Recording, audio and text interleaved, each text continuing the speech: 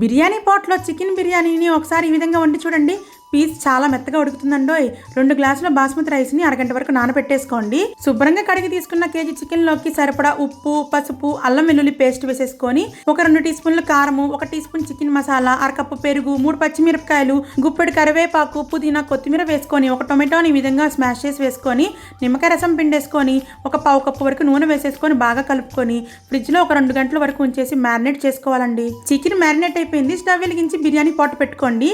ఈ బిర్యానీ పాట్ ని నేను ఇండస్ వ్యాలీ వెబ్సైట్ లో అయితే ఆర్డర్ చేశాను. 3 లేయర్డ్ బాటమ్ తో అడుగు చాలా మందంగా ఉంటుంది కాబట్టి బిర్యానీ చాలా పర్ఫెక్ట్ గా వస్తుంది. దీనికి గ్లాస్ లిడ్ వస్తుంది. క్వాలిటీ చాలా బాగుంటుంది. ఈ బిర్యానీ పాట్ ని మీరు ఆర్డర్ చేసుకోవాలంటే ఇండస్ వ్యాలీ వెబ్సైట్ లింక్ నా బయోలో ఉంటుంది. నా కూపన్ కోడ్ దీపు516 యూస్ చేసి ఆర్డర్ చేస్తే మీకు ఎక్స్ట్రా 12% డిస్కౌంట్ కూడా వస్తుందండోయ్. ఈ విధంగా ఉల్లిపాయలు, టొమాటోలు బాగా మగ్గిన తర్వాత ఇందులోకి పెరుగు వేసేసి బాగా కలిపేసుకోండి. గుప్పెడు పుదీనా, కరివేపాకు, కొత్తిమీర వేసేసి ఇవి మగ్గాక మ్యారినేట్ చేసి పెట్టుకున్న చికెన్ వేసేసి బాగా కలిపేసుకొని మూత పెట్టేసి మీడియం ఫ్లేమ్ మీద ఒక 10 మినిట్స్ ఉడకనిస్తే చికెన్ లో నుంచి నీరంతా ఊరి ఈ విధంగా చికెన్ ఉడికిపోతుంది. 2 గ్లాసుల బాస్మతి రైస్ కి 3 గ్లాసులు నీళ్లు పోసుకోవాలి. ఇదే టైంలో ఉప్పు అలాగే నిమ్మకాయ రసం వేసేసి నీళ్ళని బాగా తెల్లనివ్వాలి. ఇప్పుడు ఇందులోకి నానబెట్టుకున్న బాస్మతి రైస్ వేసేసి ఒకసారి కలిపేసుకోండి. మూత పెట్టేసి రైస్ ఉడికేదాకా ఉడికించేసుకోవాలి.